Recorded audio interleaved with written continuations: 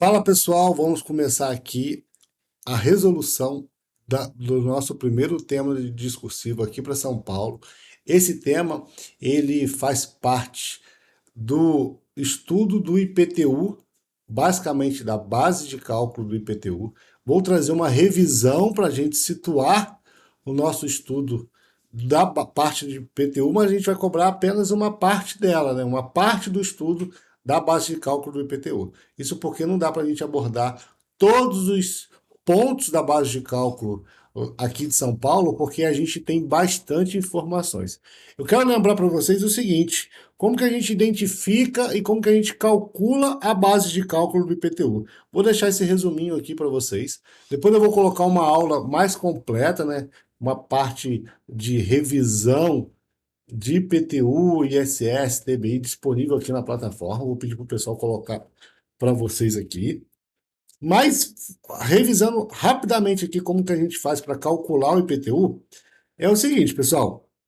A gente tem aqui essa divisão de A, B e C. A é a parte predial, né, a parte de construção, efetivamente. Então, dentro do que a gente identifica como uma residência, como um galpão, qual é o valor do metro quadrado dessa construção? Isso é importante porque faz parte ali da base de cálculo do predial, que compõe a base de cálculo do IPTU como um todo. Depois, a gente tem a parte de base de cálculo do terreno incorporado para fins de utilização efetiva daquele imóvel construído. E depois, no C, a gente tem a parte de excesso de área. Qual a parte que a gente não considera como um valor efetivamente utilizado? Ou seja, a gente tem, por exemplo, dentro do município de São Paulo, várias regiões. A região que a gente chama de primeira subdivisão, segunda subdivisão e a terceira, que é a última subdivisão. Para cada um, a gente tem uma quantidade esperada de relação entre prédio e terreno. Tem locais, por exemplo, nos locais em que são mais nobres da cidade, a gente não espera um terreno muito grande para um imóvel pequeno. Então, por exemplo, se eu tenho um imóvel de 100 metros quadrados, eu espero que ele esteja presente no máximo em 300 metros quadrados de terreno, que é o caso aqui. Já o terreno que tiver acima disso, a gente considera como excesso de área. E a forma de cálculo vai ser diferente. Beleza? Então, já na segunda subdivisão, a gente espera que da área do prédio, a gente tenha até 5 vezes de terreno. Então, se a gente tem, por exemplo, 500 metros quadrados de terreno, a gente espera, no mínimo, uma construção acima de 100 metros quadrados. Você pode sair do terreno e ir para o prédio, do prédio para o terreno. Mas essa relação tem que ser aí de 5 vezes ou menos. Porque se tiver o terreno acima de 5 vezes o prédio construído, a gente vai colocar a outra parte do terreno como excesso de área. E por que isso é importante? Porque do terreno incorporado ao prédio, a gente vai somar, vai aplicar os descontos específicos da nossa legislação e vai aplicar a alíquota predial. Já sobre o excesso de área, que é o item C aqui, a gente aplica a alíquota territorial. Eu estou falando aqui de imóveis que estejam construídos em cima de um terreno. Né? Se for apenas terreno, aí não vai incidir essa parte aqui de prédio. Eu estou falando aqui uma casa, uma residência aqui na primeira subdivisão. Deixa eu ver se está aparecendo aqui para vocês. Na primeira subdivisão. Primeira subdivisão. Eu espero que a relação. Então, por exemplo, esse imóvel tem 100 metros quadrados. Eu espero que ele esteja dentro de uma área de 300 metros quadrados, de 250, de 200, porque aí eu vou ter aqui o somatório de terreno mais prédio vezes a alíquota predial. Se tiver acima, O que exceder, no caso aqui é 3 vezes, né? 100 metros, 3 deu 300. O que exceder esses 200 metros quadrados vai estar aqui. Então, eu vou pegar o valor do metro quadrado do C, vou aplicar os fatores de ponderação e, por fim, vou aplicar a alíquota territorial. Entendeu, pessoal? Mais ou menos assim, uma revisão. Eu sei que não é uma aula de legislação do ISS aqui, mas é só para a gente situar o nosso estudo. A gente tem a parte de construção, a área construída, ele corresponde necessariamente à área ali construída do prédio. A gente tem o terreno incorporado, que é o conceito do terreno que está relacionado ao imposto predial e imposto territorial urbano, né? Que o primeiro, a parte do prédio, incide sobre os imóveis construídos e o segundo incide sobre os terrenos não edificados. Só que, na hora de eu calcular o IPTU, a parte do terreno incorporado eu vou aplicar a alíquota predial. O excesso de área eu vou aplicar o imposto territorial. Outro fator importante, poxa, professor, e a parte do terreno? Existe alguma diferença de fatores de ponderação? Não. Para eu encontrar a base de cálculo do terreno ou do excesso de área, é a mesma forma. É só o cálculo lá no final que vai fazer essa diferença, tá bom? E como que a gente identifica os fatores, né? O fator mais importante para a construção é a obsolescência. Ela está relacionado à idade do imóvel. Já os fatores aqui do terreno, eles são quais? Eles são a profundidade, então a gente tem ali a profundidade do terreno, e é uma função ali de testada e de área. Pessoal, a parte de terreno eu acho que não vai cair, tá? Eu estou aqui lembrando com vocês. A gente tem aqui o tipo de terreno. Então, por exemplo, o terreno é interno, é encravado, é um terreno de fundo, é um terreno de esquina.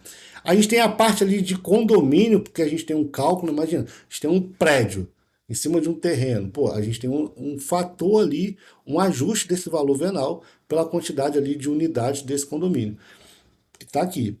E essa parte de fração ideal também, a área em que não há condomínio, a fração ideal é 1, né? Seria 100%, mas a gente tem ali cada unidade autônoma em relação à área do condomínio vai ter um fator que é um cálculo bem difícil, não precisa saber.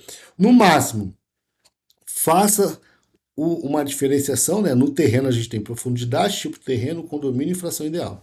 E na construção a gente tem obsolescência. Logo, o que você pode ter na prova é uma situação de ABCD, e aí ele está perguntando qual que não é construção, por exemplo, aí você marcaria obsolescência, ou quais os itens abaixo é de construção, fatores de ponderação para encontrar a base de cálculo da construção para fins de IPTU. Aí o fator aqui, obsolescência, é o principal. E esse fator de obsolescência é um fator utilizado aqui pela prefeitura para ajustar o valor venal da construção, em função da idade.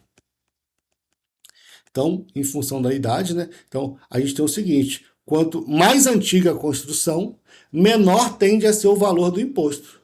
E aí a legislação prevê como é feito o cálculo da idade do prédio, que é o que eu vou trazer para vocês aqui agora. A idade do prédio, para aplicação do fator de obsolescência, corresponderá à diferença entre o exercício a que se refere o lançamento. Então, por exemplo, a gente tem aqui o IPTU 2023. Vou colocar para cá, para IPTU 2023. E o ano do término da construção, ou da sua efetiva ocupação. Então, imagina que a efetiva ocupação ocorreu em 2018. Então, o fator vai ser 2023 menos 2018. 5 anos. Beleza? Ah, o ano do término da construção foi 2006. Ah, não. Então, a idade do imóvel é essa aqui. Opa.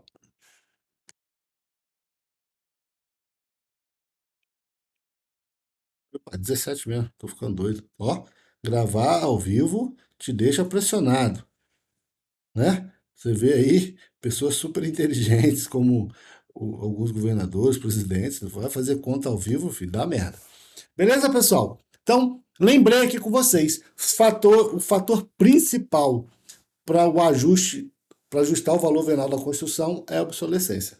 O fator principal do terreno é profundidade, tipo do terreno, e aí o tipo do terreno é interno, encravado, fundo e de esquina, e a parte ali de condomínio e fração ideal. Lembrei com vocês que a gente, para identificar qual é a base de cálculo da parte ali de construção com o terreno incorporado, a gente vai somar esses dois, né? Vai somar esses dois aqui e multiplicar pela alíquota predial. Lembrando que a gente tem aquele lance de desconto e acréscimo, né? Mas aí é outro momento. Eu estou focando aqui com vocês essa parte aqui de obsolescência. E a gente também tem a parte de excesso de área. Já no excesso de área, a gente vai aplicar a alíquota territorial. O que eu quero trazer para vocês como discursiva, dá uma importância ainda maior para essa parte de obsolescência. A gente já sabe identificar como que é feito o cálculo dessa idade do prédio, e a gente tem na nossa legislação uma possível mudança da idade do prédio de acordo, por exemplo, com uma reforma. Pô, teve uma reforma, pode ser que mude a idade do prédio. Se essa reforma foi uma reforma pequena, foi uma reforma parcial ou foi uma reforma substancial, tudo isso pode influenciar a idade do prédio. E isso é muito importante para a gente agora, porque a gente vai aprender uma discursiva trabalhar esse tema, que é tão importante. Então, lembrando aqui para a gente, né, a idade de cada prédio será reduzida de 20% nos casos de pequena reforma ou reforma parcial, contado a partir do ano da conclusão da reforma. Ah, tá, beleza. Então, só falei, acabei falando aqui direto, deu ruim. Vamos lá. A gente tem duas situações. A idade do prédio será reduzida em 20% no caso de reforma pequena ou parcial, ou vai começar a contar da conclusão da obra na reforma substancial. Então, se a reforma for substancial, aquele imóvel que tinha mais de 20 anos, que pagava IPTU bem menor, se a reforma foi substancial, começa do zero. É como se ele fosse um imóvel novo. O IPTU vai aumentar dessa pessoa. Lembra? Quanto mais idade, menos IPTU a pagar. Então, um imóvel novo vai pagar mais. Uma pequena reforma e uma reforma parcial vai pagar um pouco mais, mas reduz em 20% o fator de idade.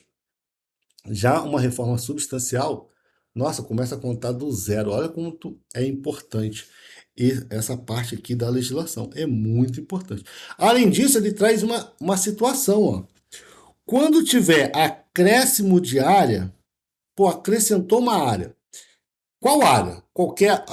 Vamos supor, aumentou a cozinha. Opa, ele pode entrar ali na parte de reforma substancial, entendeu? Existem os fatores de ponderação que são complicados. Vai fazer uma multiplicação de 3 fatores, uma parte é reforma, outra parte é da área construída. Isso a gente não vai entrar, porque eu acho que especifica muito. Mas essa parte aqui, ó, eu tenho certeza que pode cair, tá? É super importante. Agora, tem uma outra situação. Ó. Quando tiver acréscimo de área em imóvel residencial, que resultar, né, da construção de abrigo para veículos, ou seja, uma garagem ou uma piscina, não será alterada a idade do prédio.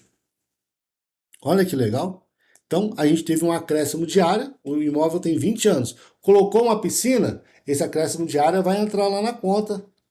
Né? Pode entrar na conta. Mas se for piscina ou abrigo para veículos, não será alterada a idade do prédio. Então, o prédio tem 20 anos, vai continuar tendo 20 anos. Mas perceba, apenas em imóvel residencial. Logo, se o acréscimo da área edificada, por exemplo, construir uma garagem em um comércio, altera a idade do imóvel. Altera a idade do imóvel. Construir uma piscina numa área comercial altera a idade do imóvel. Já se for residencial, não altera a idade do imóvel. Essa parte aqui não vai cair na nossa discursiva de hoje, mas só para você ter uma noção, né? Quando a gente tem alteração de uma reforma junto com uma ampliação de área, a gente vai ter ali uma ponderação. Então, por exemplo, será adotada a média das idades ponderadas de acordo com as respectivas áreas, nos casos de ampliação da área construída, reconstrução parcial, lançamento tributário de 2 ou mais prédios. Isso aqui eu acho que vale a pena só lembrar para fins de escrever ou de objetivo. Ah, pô, como que faz esse cálculo, maluco? Não vale a pena, tá? Não vale a pena. Se bobear, pessoal, até lá dentro tem confusão quanto a essa legislação aqui. Serão consideradas as eventuais alterações na idade do prédio resultantes da ocorrência de reforma, a gente viu, e no cálculo da idade da área da edificação será desprezada a fração do ano. Então vamos para a discursiva, pessoal? Vamos conhecer a nossa discursiva. Então vamos lá. Colocar grande aqui para você ver melhor. Ó, a construtora ABC realizou obras na cidade de São Paulo. E o lançamento do IPTU gerou dúvidas nos proprietários desses imóveis após a realização dessas obras. As situações apresentadas abaixo refletem as dúvidas pertinentes. A empresa realizou a construção de uma piscina de um imóvel residencial A. Vamos anotar essa informação? A empresa realizou a construção de uma piscina e e uma garagem para veículos em um imóvel do comércio B, gerando um acréscimo na área. Opa, já vai bater o olho nessa questão, já vai saber o que vai perguntar, né? E a segunda situação, né? A empresa também realizou uma reforma parcial no imóvel C e uma reforma substancial no imóvel D. A construtora quer saber como a legislação do IPTU vigente no município de São Paulo aplica o fator de obsolescência e idade do imóvel após as construções apresentadas acima. Diante desse quadro, observada a legislação de regência, redige um texto dissertativo de maneira fundamentada, abordando necessariamente os seguintes aspectos: discorra sobre o fato gerador do IPTU, discorra acerca da idade do imóvel para fins de lançamento do IPTU e como é calculada a idade de cada prédio no contexto da aplicação do fator de obsolescência na legislação de São Paulo. Na situação A e na situação B, discorra sobre a possível alteração na idade do imóvel. Questão assim, alto nível, custo-benefício grande, tá? Porque se você acerta uma questão dessa, filho, tu, ó, pula muita, mas muita questão. E pessoal, assim, da mesma forma que o TCU, pô, para quem já fez concurso de controle, eu fiz TCR Rio de Janeiro, ao TCU, sabe, o negócio pula o nível. Quando a gente fala de físico municipal, eu fiz físico de BH, você vai ver a discursiva ali, pô, assim, tranquilo. Cara, físico de São Paulo, pula o nível, sabe? É o maior físico do país, é o mais importante, é a legislação mais complexa, serve de referência para todo mundo, é igual o TCU, serve de referência para todo mundo. Então, você vai ter que saber bem as bases, mas, ó, o nível vai ser um pouquinho maior, sabe? Não vai ser uma discursiva comum.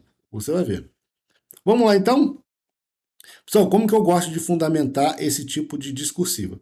A gente identificou aqui ele perguntando sobre o fato gerador do IPTU. Então, isso aqui a gente pode colocar no nosso primeiro parágrafo.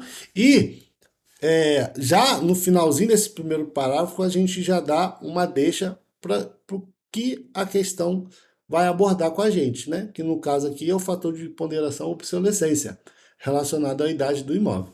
E a questão trouxe 4 situações, né? Construção de piscina no imóvel A, uma construção de uma garagem no imóvel comercial B, E você já lembra que aqui não vai mudar o fator idade e na segunda situação muda, né? Vai mudar o fator idade, né? Já na bola, na situação bola, a gente tem duas situações ocorrendo também. Uma reforma, uma parcial do imóvel C, que a gente tem ali uma redução de 20% na idade do imóvel, e uma reforma substancial do imóvel D, que aí vai começar a contar do zero, né? A gente vai começar a contar do zero. Então, a gente pode dividir. Você pode, né, escolher fazer, por exemplo, o segundo e terceiro parágrafo. O segundo parágrafo falando dessa situação, o terceiro parágrafo falando dessa situação aqui. Tá bom? Opa, na verdade, o melhor ainda é você fazer assim, ó. Você pode responder esse segundo parágrafo discorrendo sobre a idade do imóvel, como é o cálculo do imóvel, de cada prédio no contexto da aplicação do fator de obsolescência. Tudo que você lembrar de relação à idade do imóvel, fator de obsolescência, você sai jogando no segundo parágrafo. No terceiro parágrafo, tu responde a situação A, e no quarto parágrafo, tu responde a situação B. E, na conclusão, pode ser que durante a discursiva você perceba que, cara, eu podia ter falado mais uma situação da idade do imóvel lá no segundo parágrafo. Aí você vai lá e joga tudo no quinto, tá? Joga tudo no quinto. Por quê? Você vai saber ou não vai saber o lance da reforma parcial, da reforma substancial, da área construída na garagem, piscina na residência, ou então quando é comércio. Só que esse item 2 aqui ele é o mais complicado, porque às vezes durante a prova, né, você acabou de escrever, começou o terceiro parágrafo, tu lembra, putz, eu podia ter falado isso lá no segundo parágrafo. Mas aí você joga no quinto, porque ainda que você perca ponto, às vezes na primeira nota da discursiva, você consegue recuperar esses pontos com recurso, indicando, olha, eu falei no segundo parágrafo, mas eu falei no quinto essa parte aqui, você não considerou, entendeu? Normalmente acontece isso. Isso é uma estratégia discursiva, né?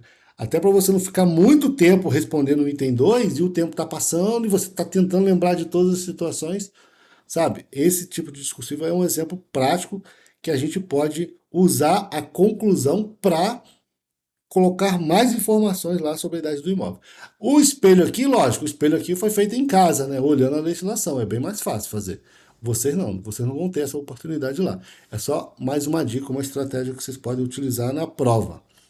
Então, tá aqui o espelho.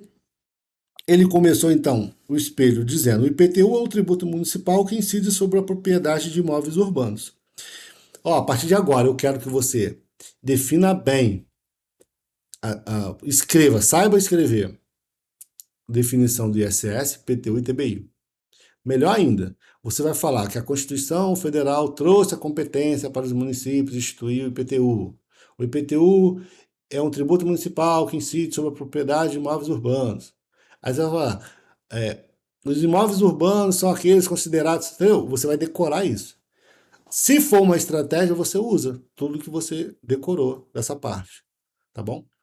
No caso em questão, não precisou ficar muito tempo falando sobre IPTU, porque você tinha bastante coisa para escrever. Mas utiliza essa estratégia para IPTU, ITBI e ISS. Contribuição de melhoria, COSIP, você vai usar. Vamos lá. A empresa realizou a construção de uma piscina e um imóvel residencial de A e uma garagem para veículos e um imóvel comercial B, além de ter efetuado uma reforma parcial do imóvel C e uma reforma substancial no imóvel D. Para compreender essa questão, é necessário analisar os principais aspectos envolvidos no IPTU e na aplicação do fator de obsolescência idade do imóvel. Então, ele preferiu contextualizar a questão na dissertação dele. Pô, ganhou ponto, tranquilo, não respondeu nada até agora, mas ganhou um parágrafo. O fato gerador do imposto predial é a propriedade, domínio útil ou a posse do imóvel localizado em área urbana. Dessa forma, o critério espacial do fato gerador IPTU é uma região considerada zona urbana. Já o critério temporal do fato gerador do IPTU, em regra, é 1º de janeiro de cada ano. Assim, o IPTU será lançado anualmente de ofício com base nos dados do cadastro imobiliário no município na data do fato gerador. Poxa, Wilson, mas ele só perguntou qual é o fato gerador. Ele não perguntou, por exemplo, o momento do fato gerador. Meu filho, você vai decorar momento, localização, e o fato gerador, o aspecto material também. Você vai decorar e vai responder. Se ele perguntou qual é o momento, você vai falar critério material, espacial, como que é feito o lançamento em regra, sabe? Você vai fazer isso, porque você não tem certeza de como vai estar o espelho, né? Então, você não vai dar mole para o azar. E você tem um parágrafo todo para escrever. 4 linhas aqui, bem escritas, falando sobre o fato gerador do IPTU. Vamos para o item 2. No contexto do lançamento do IPTU, a idade do imóvel desempenha um papel importante na determinação do valor a ser pago pelo contribuinte. Na legislação de São Paulo, a idade de cada prédio é calculada com base na diferença entre o exercício do lançamento tributário e o ano de término da construção, ou se anterior, o ano da sua efetiva ocupação. Além disso, a legislação estabelece que a idade do imóvel, que a idade, não, que a idade do prédio pode ser ajustada em casos de reforma. Se a reforma for substancial, a idade do imóvel será contada a partir do ano da conclusão da reforma. Por outro lado, se a reforma for parcial ou de pequena, né, for pequena, a idade do imóvel será reduzida em 20%. Considerando a situação apresentada, as construções de um imóvel, de uma piscina no imóvel residencial, piscina no imóvel residencial e garagem no imóvel residencial, né? A gente não tem mudança ali, né, não altera a idade do prédio. Já se fosse comercial, altera. Então vamos lá. Considerando a situação apresentada, as construções de uma piscina no imóvel residencial A e uma garagem no imóvel B resultarão em acréscimo nas áreas construídas de ambos os imóveis. Conforme a legislação na idade de São Paulo, a construção de abrigo para veículos ou piscinas em imóveis residenciais não altera a idade do prédio. Portanto, a idade do imóvel residencial A permanecerá inalterada, mesmo com a adição da garagem, porém a idade do imóvel comercial B terá sua idade alterada.